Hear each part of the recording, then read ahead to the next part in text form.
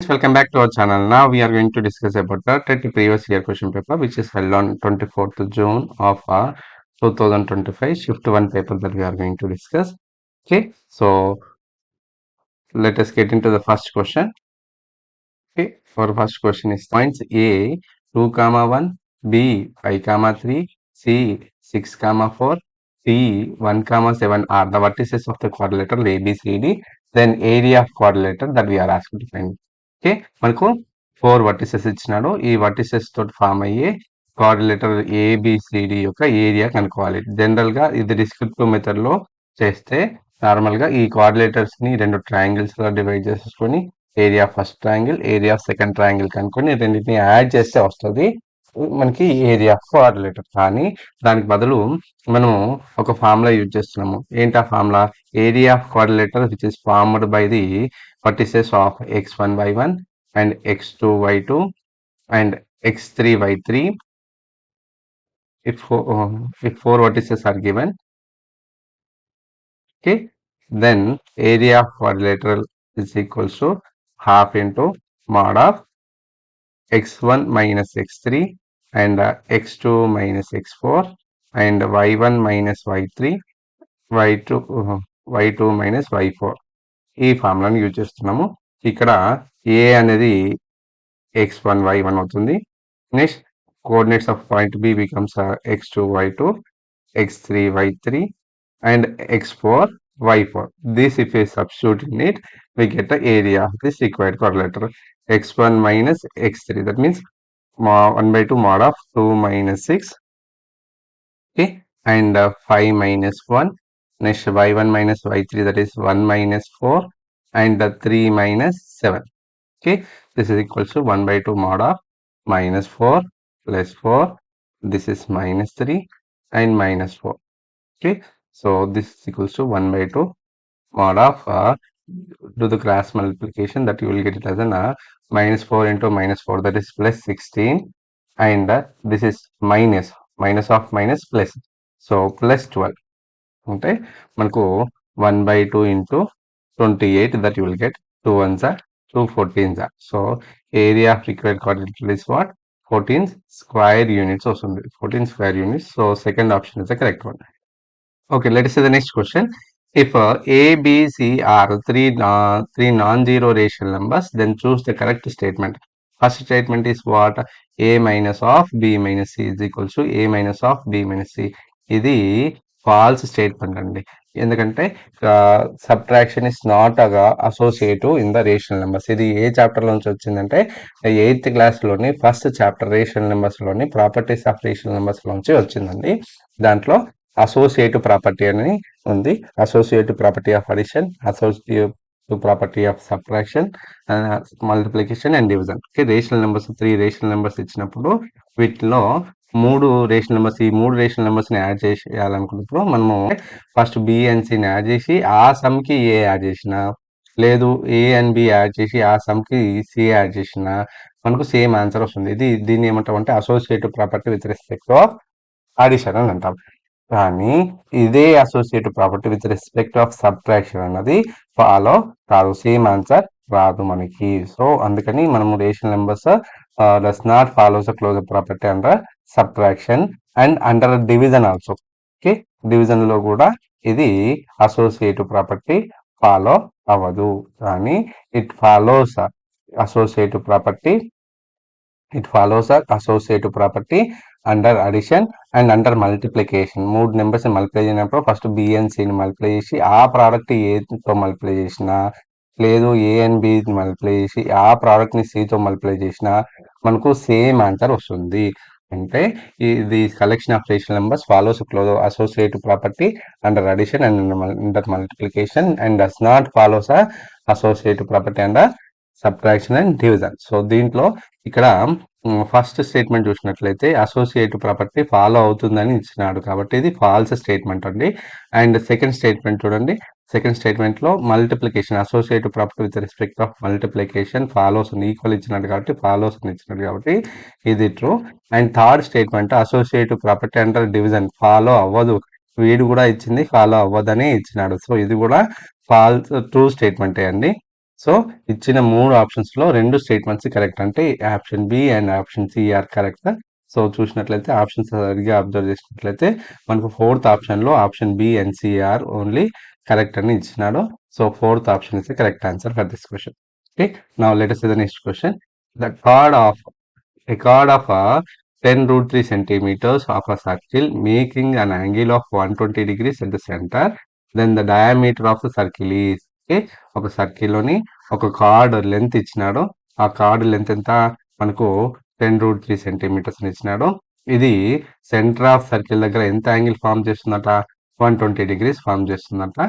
So మనం ఇప్పుడు ఏం కనుక్కోవాలి? డయామీటర్ ఆఫ్ సర్కిల్ కనుక్కోవాలి. ఫస్ట్ డయామీటర్ ఆఫ్ సర్కిల్ కనుక్కోవాలంటే రేడియస్ కనుక్కోవాలి. రేడియస్ కనుక్కోవడానికి నేను ఈ సెంటర్ ఓ నుంచి ఏబి అనే కార్డ్కి పర్పెండిక్యులర్ లైన్ డ్రా చేస్తున్నాను. పర్పెండిక్యులర్ లైన్ డ్రా చేసినట్లయితే a perpendicular line which is drawn to the chord from the center of circle bisects the chord. Bisects the chord అంటే కార్డ్ ని రెండు ఈక్వల్ పార్ట్స్ గా divide చేస్తుంది. అంటే ఏబి అనే card ని ఓసి అనే పర్పెండిక్యులర్ లైన్ రెండు ఈక్వల్ పార్ట్స్ చేస్తుంది. అంటే ఇది 5√3 అవుతుంది. అంటే ఏసి లెంత్ ఎంత అవుతుంది? 5√3 అవుతుంది. And C to B length కూడా 5√3 అవుతుంది. రెండు ఈక్వల్ పార్ట్స్ చేస్తుంది. అలాగే it bisects an angle at centre of the circle కింద. సో ఇక్కడ మొత్తం 120 డిగ్రీస్ అయితే ఈ యాంగిల్ మాత్రం 60 డిగ్రీస్ అవుతుంది. నేను ఈ డయాగ్రామ్ కాస్త రఫ్ గా ఇలా డ్రా చేస్తున్నాను చూడండి. ఏ ఓ సారీ ఏసి ఓ ఇక్కడ 120 మొత్తం ఓ దగ్గర మొత్తం 120 డిగ్రీస్ కానీ ఈ పార్ట్ మాత్రమే 60 డిగ్రీస్ అవుతుంది. ఇది 5√3 అవుతుంది. మనకు రేడియస్ కనుక్కోవాలంటే with respect of the circuit angle 60 degrees మనకు తెలుసు, అపోజిట్ యాంగిల్ తెలుసు. అండ్ హైపోటెనస్ కనుక్కున్నట్లయితే మనకు రేడియస్ వస్తుంది. సో నేను sin 60 అప్లై చేసినట్లయితే sin 60 is equals to opposite side to the 60 degrees, that is AC by hypotenuse AO. So ఇక్కడ sin 60 value మనకు √3/2 అని తెలుసు. AC value 5√3 that is equals to AO. √3 cancel అవుతుంది. క్రాస్ మల్టిప్లై చేస్తే 1 into AO, that is AO is equals to 5 to the 10. అంటే A to oh length ఎంత? మనకు 10 centimetres వస్తుంది. అంటే ఏఓ అంటే రేడియస్. రేడియస్ వచ్చేసరికి 10 సెంటీమీటర్స్. మనకు అనుకోవాల్సింది రేడియసా డయామీటరా? మనకు అనుకోవాల్సింది డయామీటర్. డయామీటర్ అంటే 2 టైమ్స్ ఆఫ్ రేడియస్. అంటే మనకు 20 సెంటీమీటర్స్ వస్తుంది. డయామీటర్ అనేది 20 centimetres. That is of third option is the correct answer అండి. Okay. Now let us see the next question. If the mode of the grouped frequency distribution is 52 and lower boundary of the model class is 40 and class size is 15, the frequency of class preceding to the model class is 3 and the frequency of class succeeding to the model class is 6, then the frequency of model class. ఇది యాక్చువల్గా ఈ question చదివిన తర్వాత మీకు immediate గా ఏం doubt వస్తుందంటే ఏ chapter లోంచి వచ్చింది? ఇది 10th స్టాండర్డ్ లోంచి స్టాటిస్టిక్స్ లోంచి వచ్చింది. అసలు ఈ క్వశ్చన్ సాల్వ్ చేయడానికి మనకి ఏం తెలిసి ఉండాలి అంటే mode of grouped data formula of the mode of the grouped data తెలిసి ఉండాలి. మోడ్ యొక్క ఫార్ములా ఏంటి? మోడ్ యొక్క formula is equals to mode is equal to L plus f1 minus f0 by 2 times of f1 minus f0 minus f2 into h. Sir ఇవన్నీ ఏంటి అంటే L అనేది lower boundary of modal class. అంటే L అనేది lower boundary of modal class. Lower boundary of modal class ఏమి ఇచ్చినాడు మనకి? 40 అని ఇచ్చినాడు. అంటే ఎల్ వాల్యూ 40 అని ఇచ్చినాడు. నెక్స్ట్ ఎఫ్1 అంటే ఏంటి? Frequency of modal class. Frequency of modal class మనకి అనుకోవాల్సింది అదే. అంటే మనకి అనుకోవాల్సింది ఎఫ్1 వాల్యూ కనుక్కోవాలి, అది గుర్తుపెట్టుకోండి. నెక్స్ట్ f0 అంటే frequency of class preceding to the modal class. అంటే మోడల్ క్లాస్ కంటే ముందు ఉన్న క్లాస్ యొక్క frequency. Okay. So in the question మనకి ఏమి ఇచ్చినాడు? Frequency of class preceding to the modal class as 3 అని ఇచ్చినాడు. అంటే f0 వాల్యూ f0 వాల్యూ మనకు 3 అని ఇచ్చినాడు. అండ్ f2 అంటే ఏంటి సార్ అంటే f2 అంటే frequency of class succeeding to the modal class. Modal class తర్వాత వచ్చే క్లాస్ యొక్క ఫ్రీక్వెన్సీ.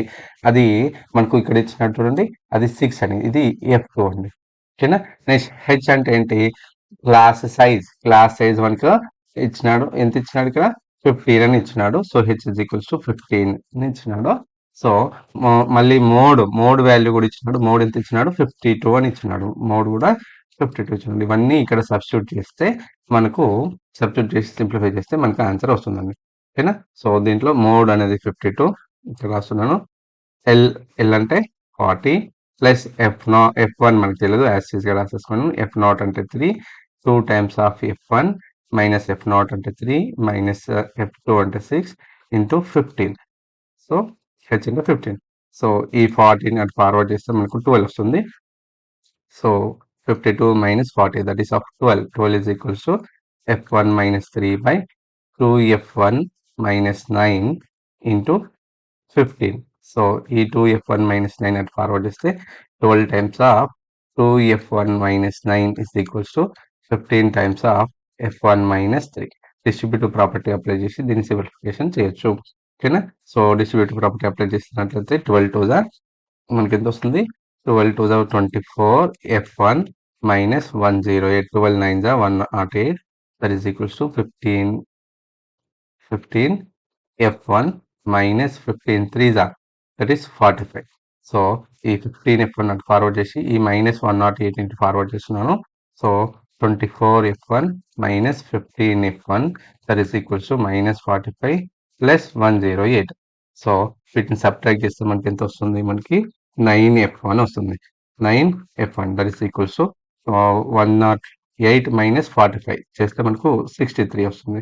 దీని నుంచి F1 is equals to 63 by 9. 63 by 9 అంటే 9 1 9 7. సో F1 అంటే ఎంత వచ్చింది? మనకు 7 అవుతుంది. అంటే ఫ్రీక్వెన్సీ ఆఫ్ మోడల్ క్లాస్ ఎంత వచ్చింది? 7 అని వచ్చింది. So that is the first option is correct answer అవుతుందండి. ఓకేనా? సో ఈ ప్రాబ్లం సాల్వ్ చేయడానికి మనకు ఫార్ములా గుర్తుండాలి, ఫార్ములాలోని టర్మ్స్ కూడా గుర్తుండాలి. ఓకేనా? సో ఇక్కడ మనకు మోడ్ ఇచ్చాడు. సో ఒక్కోసారి మీడియన్ కూడా అడిగే ఛాన్సెస్ ఉన్నాయి. ఓకేనా? సో మీడియన్ కూడా ప్రాక్టీస్ చేయగలరు. ఓకేనా? నెక్స్ట్ క్వశ్చన్ చూద్దాము. If A subset of B, if A subset of A, దీని మీనింగ్ ఏంది అంటే A is a part of B, అంటే బి అనే సెట్ లో ఏ అనేది ఒక పార్ట్. ఓకేనా? సో దీంట్లో నెంబర్ ఆఫ్ ఏ ఎంత ఇచ్చినాడు? 6 ఇచ్చినాడు. నెంబర్ ఆఫ్ బి ఎంత ఇచ్చినాడు? 10 ఇచ్చినాడు.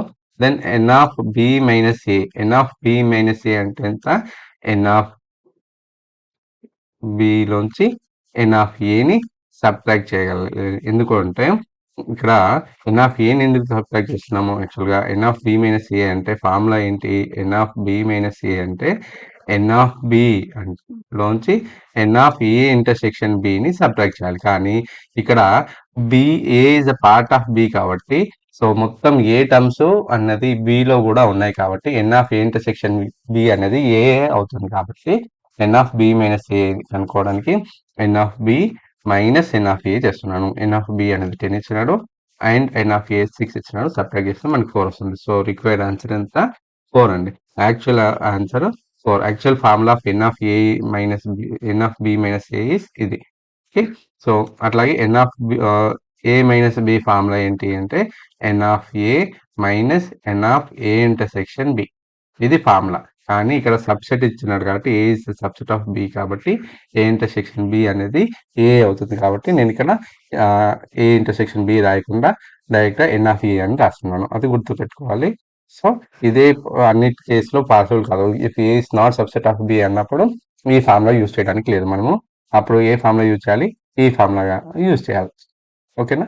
సో నెక్స్ట్ క్వశ్చన్ చూద్దాము. If a supplementary angle of 60 degrees is x, then conjugate angle of x. Sir ఇది ఏ చాప్టర్ లోంచి వచ్చింది అంటే 9th క్లాస్ లోని లైన్స్ అండ్ యాంగిల్స్ లోనే వచ్చింది. ఇక్కడ సప్లిమెంటరీ యాంగిల్ అంటే ఏంటి? 2 angles are said to be supplementary if the sum of them is equal to 180 degrees. అంటే ఏ రెండు యాంగిల్స్ యొక్క సమ్ 180 degrees అవుతుందో ఆ రెండు యాంగిల్స్ మనం ఏమంటామంటే సప్లిమెంటరీ యాంగిల్స్ అని అంటాము. సో ఇప్పుడు 60 degrees ఉంది. దీనికి సప్లిమెంటరీ యాంగిల్ కనుక్కోవాలంటే ఏం చేయాలి? 180 లోంచి 60 degrees సబ్ట్రాక్ట్ చేయాలి. సో మనకు 120 degrees వస్తుంది. అంటే ఎక్స్ అనేది దీని సప్లిమెంటరీ యాంగిల్ అని ఇచ్చినాడు కాబట్టి 60 degrees యొక్క సప్లిమెంటరీ యాంగిల్ ఇచ్చినాడు కాబట్టి సో మనము ఎక్స్ వాల్యూ 120 degrees వచ్చింది. ఇప్పుడు కాంజుగేట్ యాంగిల్స్ అంటే ఏంటిది? నార్మల్గా జనరల్గా మనకు కాంజుగేట్ యాంగిల్స్ అనేది 9th క్లాస్లో మాత్రమే ఇచ్చినాడు, ఇక్కడ ఇవ్వలేదు. కాంజుగేట్ అంటే ఏంటి? If the sum of 2 angles is 360 degrees, then those 2 angles are known as the conjugate angles. ఓకేనా?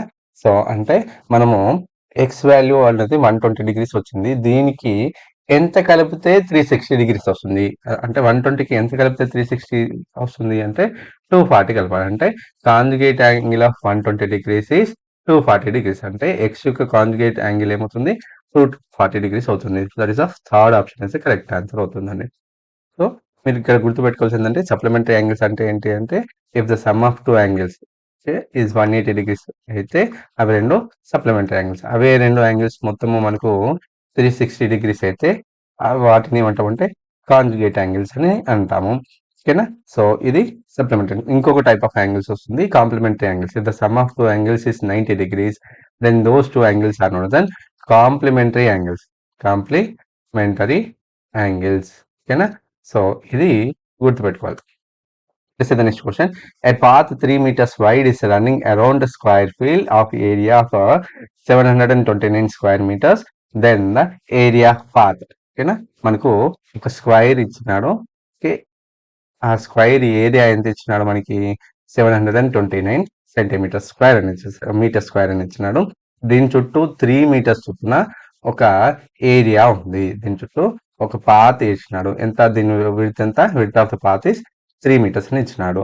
సో అయితే మనకు ఏరియా ఆఫ్ పాత్ కనుక్కోవాలి. ఏరియా ఆఫ్ పాత్ కనుక్కోవాలంటే ఫస్ట్ మనకు ఇక్కడ ఇన్నర్ స్క్వేర్ యొక్క ఏరియా ఇచ్చినాడు. అంటే ఏరియా ఆఫ్ స్క్వేర్ ఏంటి? సైడ్ స్క్వేర్ ఎంత ఇచ్చినాడు మనకి 729. దీంట్లోంచి ఈచ్ సైడ్ ఆఫ్ స్క్వేర్ ఎలా వస్తుంది? Square root of 729 that is of 27 వస్తుందండి. ఏరియా ఆఫ్ స్క్వేర్ ఈస్ 27 అంటే ఇన్నర్ స్క్వేర్ వాల్యూ ఈ సైడ్ అంతా 27. మనకి ఏరియా ఆఫ్ అవుటర్ స్క్వేర్ కనుక్కోవాలంటే మనకు ఏరియా ఆఫ్ పాత్ కనుక్కోవాలంటే area of outer square minus area of inner square subtract చేయాల్సి వస్తుంది. సో మనం ఏరియా ఆఫ్ అవుటర్ స్క్వేర్ కనుక్కోవాలంటే అవుటర్ స్క్వేర్ యొక్క ఈచ్ సైడ్ కనుక్కోవాలి. ఈచ్ సైడ్ ఎలా వస్తుందంటే మనకు ఈ 27కి విడ్త్ ఈ సైడ్ 3 ఈ సైడ్ 3 మొత్తం 6 యాడ్ చేయాల్సి వస్తుంది. సో 33 అంటే ఏరియా ఆఫ్ మనకి each side of outer square is what 33 metres. So మనకు ఏరియా ఆఫ్ పాత్ కనుక్కోవాలంటే ఏరియా ఆఫ్ అవుటర్ స్క్వేర్ అంటే సైడ్ స్క్వేర్. దాని ఈచ్ సైడ్ అంతా 33 స్క్వేర్. సో 33. సో దాని area 33 square. Area of inner square that is 729 axis గా వాడు ఇచ్చేసినాడు. So 33 square and దీన్ని చేస్తే మనం దీన్ని సింప్లిఫై చేస్తే మనకు ఎంత వస్తుంది? 1089 మైనస్ 729. దీన్ని సబ్ట్రాక్ట్ చేస్తే మనకు 370 అనేది 360 అనేది ఆన్సర్ వస్తుందండి. 360 ఆన్సర్ వస్తుంది. So first option is the correct answer. ఓకేనా. So now let us see the next question. In a right angle triangle ABC, right angle at C, if sec B is equal to 2 by root 3, then cos A into cos B plus sin A into sin B. ఓకేనా. మనకు ఒక right angle triangle A B C అంటే A B C అనేది ఒక right angle triangle. దీంట్లో right angle ఎక్కడ ఉందంట? Angle C దగ్గర ఉందంట. A B C is right angle triangle. Angle C is 90 degrees and sec B. Okay. sec B given as an 2 by root 2. sec B is equal to 2 by root 3 ఇచ్చినాడు. దీని నుంచి నేను దీనికి reciprocal cos తీసుకున్నట్లయితే cos B is equal to root 3 by 2. Cos లో route 3 by 2 ఎప్పుడు వస్తుంది అంటే మనకు 30 degrees. అంటే ఇండైరెక్ట్ గా యాంగిల్ B వాల్యూ 30 degrees ఇచ్చినాడు. ఒక ట్రయాంగిల్ లోని ఒక యాంగిల్ 30 degrees, ఇంకొక యాంగిల్ 90 degrees అయితే థర్డ్ యాంగిల్ ఖచ్చితంగా 60 degrees ఇస్తుంది. ఎందుకంటే sum of interior angles of triangle is 180 degrees. దీని నుంచి మనకు angle A 60 degrees, angle B 30 degrees వచ్చింది. మనకు అనుకోవాల్సింది ఏంటి? Cos A into cos B plus sine A into sine B. ఇది ఏ ఫార్ములా ఉంది? ఇది ఏ ఫార్ములాలో రాయొచ్చు అంటే దీన్ని cos of A minus B అని రాయొచ్చు. Cos of A minus B అని రాయొచ్చు. ఓకేనా. సో మన ఫార్ములా ఇది ఫార్ములా గుర్తు పెట్టుకున్నట్లయితే దీన్ని ఇంకా సింప్లిఫై చేయొచ్చు. Cos of A minus B. Cos A అంటే 60 మైనస్ బి అంటే 30. సో కాస్ 30 వస్తుంది. కాస్ 30 అంటే మనకి రూట్ 3 by 2 వస్తుంది. సో ఇచ్చిన దాని వాల్యూ ఎంత? That is route 3 by 2. So second option is correct answer. Sir ఇలా కాకుండా ఇంకేదైనా చేయొచ్చా అంటే ఇంకా చేయొచ్చు. ఎలా చేయొచ్చు అంటే మనము సెక్ ని యూజ్ చేస్తూ మనము మిగతా యాంగిల్స్ కనుక్కొని ఈ cos A, cos B, sine A, sine B ఈ 4 వాల్యూస్ కనుక్కొని అందులో సబ్స్టిట్యూట్ చేసి సింప్లిఫై చేయాలి. అది డిస్క్రిప్టివ్ మెథడ్, కాస్త లెంతీ మెథడ్. ఆ మెథడ్ ఫాలో అవుతే ఎక్కువ టైం తీసుకుంటుంది కాబట్టి మనము ఈ ఇండైరెక్ట్గా ఒక ఫార్ములా గుర్తుపెట్టుకుంటే మనకి ఈజీగా అయిపోతుంది. So cos A minus B is equals cos A cos B plus sine A sine B. అలాగే కాస్ ఏ ప్లస్ బి కనుక్కోవాలనుకున్నాను. Cos A cos B minus sine A sine B వస్తుంది. ఈ ఫార్ములా గుర్తుపెట్టుకుంటే మనకు కాస్త ఈజీగా చేసుకోగలుగుతాము. ఓకేనా? సో యాక్చువల్గా ఈ క్వశ్చన్ ఇవ్వడంలో వాడి ఇంటెన్షన్ కూడా అదే. ఇలాంటి ఫార్ములాస్ గుర్తుపెట్టుకున్న వాళ్ళు ఎవరైతే గుర్తుపెట్టుకుంటున్నారో వాళ్ళు ఈజీగా సాల్వ్ చేసుకోగలుగుతారు. ఎవరైతే గుర్తుపెట్టలేదో కాస్త లెంతీగా టైం కన్స్యూమింగ్ మెథడ్ చేసేసి టైం వేస్ట్ చేసేసుకుని ఎక్కువ ఆన్సర్స్ సాల్వ్ చేయలేడు అన్న కాన్సెప్ట్ తోటి ఇస్తుంటాడు. వాడి ట్యాబ్లో మనం పడకూడదు అంతే. సో నెక్స్ట్ క్వశ్చన్ చూద్దాము. The smallest number by which 21,168 should be divided to get a perfect square. ఓకేనా? అంటే 21,168 అనేది పర్ఫెక్ట్ స్క్వేర్ కాదు, కానీ దీన్ని ఒక నెంబర్ తో డివైడ్ చేసినప్పుడు, ఏ స్మాలెస్ట్ నెంబర్ తో డివైడ్ చేసినప్పుడు అది పర్ఫెక్ట్ స్క్వేర్ అవుతుంది. అది కనుక్కోవాలి. సార్ ఇది ఏ చాప్టర్, ఏ క్లాస్ లోంచి వచ్చింది? ఇది 8th క్లాస్ లోని స్క్వేర్స్ అండ్ స్క్వేర్ రూట్ లోంచి, square roots and cube root అనే చాప్టర్ నుంచి వచ్చింది. 6th చాప్టర్ నుంచి వచ్చింది. సో ఇది ఎలా సాల్వ్ చేసుకోగలుగుతాము మనము అంటే, మనకు ఏ పర్ఫెక్ట్ స్క్వేర్ అయినా ప్రైమ్ ఫ్యాక్టరైజేషన్ చేసినప్పుడు దాంట్లో ప్రతి prime factor multiple times of 2 గా వస్తుంది. ఒకవేళ ఏదైనా prime factor multiple times of 2 గా లేకపోతే ఆ నెంబర్ తో డివైడ్ చేయడం కానీ ఆ నెంబర్ తో మల్టిప్లై చేయడం కానీ చేస్తే అది పర్ఫెక్ట్ స్క్వేర్ అవుతుంది. ఇప్పుడు మీకు ఏం అర్థం కాదు, ఒకసారి నేను చేస్తా చూడండి. ఓకేనా? 21,168. సో దీన్ని ప్రైమ్ ఫ్యాక్టరైజేషన్ మెథడ్ లో నేను సాల్వ్ చేస్తున్నాను. 2 తో డివిజిబుల్ అవుతుంది కాబట్టి 2 తో చేస్తున్నాను. ఓకేనా? 7 తో కూడా చేయొచ్చు.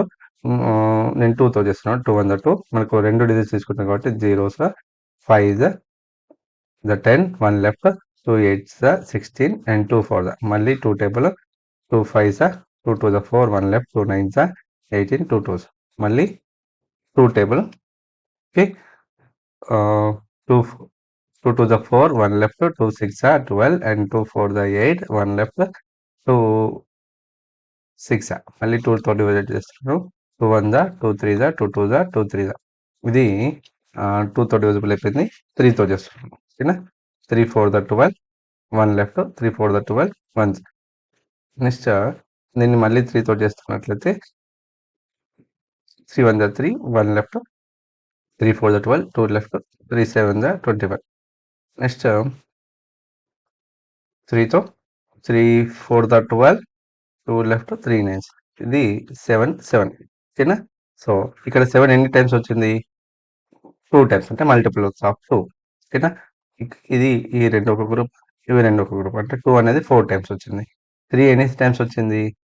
3 టైమ్స్ వచ్చింది. అంటే ఇది మల్టిపుల్స్ ఆఫ్ 2 టైమ్ గా రిపీట్ కాలేదు. కాబట్టి దీంట్లో వితౌట్ బీయింగ్ పేర్, అంటే ఇదొక పేరు.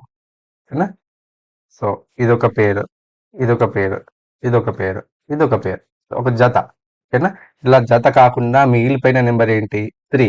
అంటే ఇది ఇచ్చిన నెంబరు 21,168 లో 3 అనేది పేర్ లేకుండా ఉంది. కాబట్టి అయితే దీన్ని పర్ఫెక్ట్ స్క్వేర్ చేయాలంటే 3 తో మల్టిప్లై చేయడం కానీ 3 తో డివైడ్ చేయడం కానీ చేయాలి. మనకి ఇచ్చిన క్వశ్చన్ లో డివైడ్ చేయమని అంటున్నాడు. ఏ నెంబర్ తో డివైడ్ చేస్తే అది పర్ఫెక్ట్ స్క్వేర్ అవుతుంది అంటే 3 అనే నెంబర్ తో, without being pair, what ever number which is left over, with that number we need to divide. ఓకేనా? సో మనకి రిక్వైర్డ్ ఆన్సర్ ఏంటి? 3 అనేది. That is of second option is correct answer అండి. ఓకేనా? Now let us see the next question. మనకి ఏమి ఇచ్చినాడు next question లో? If the mean of x1 x2 x3 and xn dash dash dash up to xn is x bar and mean of x1 y1 y2 y3 and up to yn, that is equals to y bar, then what is the mean of x1 x2 up to xn and y1 y2 y3 up to yn. ఓకేనా? మనకు mean of X terms ఇచ్చినట్టు చూడండి. Mean of X terms అంటే some of all observations, అంటే x1 plus x2 plus x3 plus up to xn by ఎన్ని ఉన్నాయి ఇందులో? n అనే నెంబర్స్ ఉన్నాయి కాబట్టి that is equal to X bar. దీని సమ్ ఆఫ్ ఎక్స్ టర్మ్స్ ఎంత వస్తుంది? x1 plus x2 plus x3 plus up to xn is equal to X bar into n అని వస్తుంది. ఓకేనా. అలాగే మీన్ ఆఫ్ వై టర్మ్స్ అంటే వస్తుంది y1 plus y2 plus y3 plus so on up to yn by n that gives us y bar.